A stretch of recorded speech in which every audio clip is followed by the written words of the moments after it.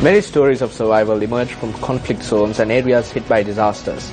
To escape such situations, people sail across seas, walk across deserts, overcome mountains and jungles, all in an attempt to bypass international borders to give themselves and their families a better life. News First takes a close look at one such account of a migrant fleeing persecution. 22-year-old Shafiullah, a Rohingya from the Rakhine state, is about to play a game of football. But for every moment he plays, he also wishes his cousin Abdul Rahim was next to him. Even though Shafiullah considers himself a Burmese national, his government calls people like him stateless, making thousands like him feel like outcasts.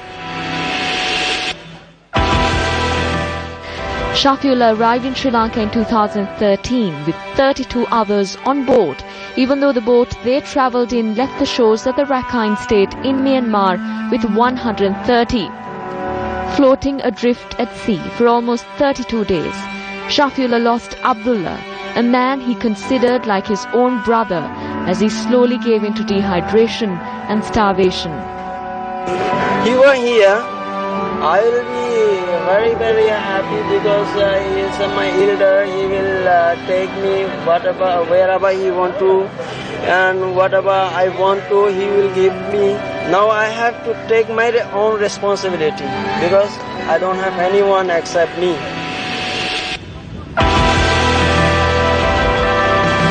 Home away from home, Shafiullah is now living in Sri Lanka as a refugee after fleeing persecution in his own country, Myanmar. Shafiullah painted a vivid picture of the treacherous journey by boat. So people were started dying day by day because hunger and thirst. At the moment we don't have anything to move our boat. It was sailing on only with the force of the wind. Their vessel sailed across the Indian Ocean, hoping to reach Malaysia, but having run out of fuel before reaching their intended destination, they were left adrift at the mercy of winds and ocean currents. But 32 others, including Shafiullah, were saved thanks to a group of Sri Lankan fishermen who had mercy on them. After following 25 days, we saw one boat light. It was a Sri Lankan fishing boat. When our boat was approaching to that boat, I jumped to that boat and asked the help.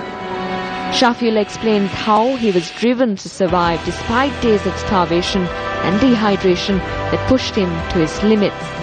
UNHCR would like to request all the governments to keep their border open for those who are in need of international protection. To seek asylum is not a crime. This is part of your right. Shafiullah's story is just one such story of over 60 million harrowing accounts of persecution. Despite many leaving Sri Lanka seeking refuge from other countries, there are many who pass their borders seeking refuge from Sri Lanka, namely from Pakistan, Afghanistan and Bangladesh. The question that remains is whether Sri Lanka can stretch its resources enough to assist the ones who are persecuted. Stephanie Lazarus for News1st.